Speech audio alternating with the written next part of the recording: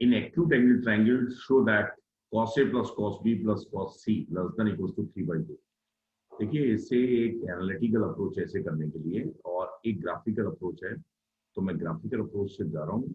Centroid मालूम होना चाहिए, थोड़ा सा कोऑर्डिनेट का यूज होगा। अगर मैं कॉस के ग्राफ की बात करूं तो 0 to π/2 में ऐसा रहता है।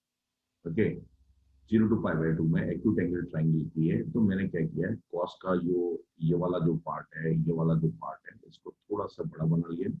ओके, नाउ फोकस करिए कि यहाँ पर मैंने इस पर 3 पॉइंट लिए। 3 पॉइंट क्या क्या लिए, पी लिया, एक पी लिया जो एक्यूट एंगल ट्राइंगल है, ये क्यू लिया और एक आर लिया। ओके, एंड पी के कोऑर्डिनेट्स क्या माने, ए माना, और क्यू का क्या माना, बी जो ट्राइंगल एंगल है, और सी का क्या माना, सी माना, आर का। तो वाई कोऑर्डिनेट कितना आ जाएगा, कॉस से आएगा। इसका वाई कोऑर्डिनेट कितना आएगा, कॉस बी आएगा। और इसका वाई कोऑर्डिनेट कितना आएगा, कॉस सी आएगा। ये मेरे पास इतना काम हो गया। Okay, now P Q R is different. अब ध्यान से समझिए, ये मेरे पास कॉनकेव डाउनवर्ड है। ये है कैसा, ये लाइट कॉनकेव डाउनवर्ड है कॉस का ग्राफ।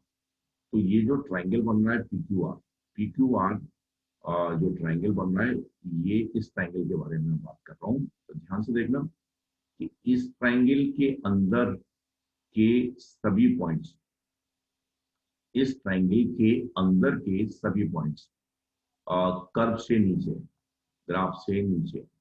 ओके, तो ध्यान से समझना, यहाँ के जो सभी पॉइंट्स हैं वो ग्राफ से नीचे हैं कॉस के। तो पी क्यू आर ट्राइंगल का मैंने सेंट्रॉइड निकाला जी। तो पी क्यू आर ट्राइंगल का जो सेंट्रॉइड होगा उसका एक्स कोऑर्डिनेट कितना आएगा, ए प्लस बी प्लस सी, ये भी नीचे ही होगा, बाई 3 होगा। और वाई कोऑर्डिनेट कितना आएगा, वाई आएगा cos A plus cos B plus cos C, cos B plus cos C by 3, ऐसा आ जाएगा। एक्स कोऑर्डिनेट मैंने बता दिया, वाई कोऑर्डिनेट इतना आएगा, ये एक्स जी आया और ये मेरे पास वाई जी आया। ठीक है ना। अब ध्यान से देखिए, अगर मैं जी से परपेंडिकुलर ड्रॉ करूं एक्स एक्सिस पे, और इसे एम और एन मानूं, एम और एन, ध्यान से देखिए इन तीनों पॉइंट्स का जो एक्स कोऑर्डिनेट है दैट इज सेम। इन तीनों पॉइंट्स का एक्स कोऑर्डिनेट कैसा है, सेम। एम जी और एन का एक्स कोऑर्डिनेट क्या है, सेम है। तो इसका मतलब क्या होगा, अब ध्यान से देखिए वाई कोऑर्डिनेट ऑफ एन क्या आएगा, वाई वाई एन कितना आएगा, वाई एन आएगा मेरे पास cos of x n, cos of x n, cos of A plus B plus C triangle है तो 60। तो 60 वाई एन कितना आ गया, कॉस रूट 3/2 आ गया, और 60 कितना होगा, 1/2 होता है, 1/2 आ गया। ओके, अनदर थिंग जो काम की बात है, क्योंकि जी कर्व से नीचे है, तो वाई एन कैसा आएगा, ग्रेटर देन आएगा किससे, वाई जी से बड़ा आएगा। इसका मतलब 1/2 is greater than sigma cos A by 3। Prove हो गया, शो हो गया। तो 3/2 यही शो करना था। अब अच्छे से समझना, इक्वलिटी कब वैलिड होगी, इसका मतलब मेरे पास फाइनली क्या आ गया कि sigma cos A is less than 3/2, ये आ चुका है। बहुत अच्छी टेक्निक है और अल्टीमेट टेक्निक है, और मुझे लगता है अच्छे से समझ में आनी चाहिए।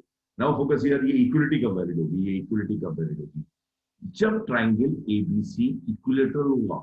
जब ट्राइंगल एबीसी इक्विलेटरल होगा तो उस केस में पी क्यू आर एक पॉइंट पे कन्वर्ट हो जाएगा।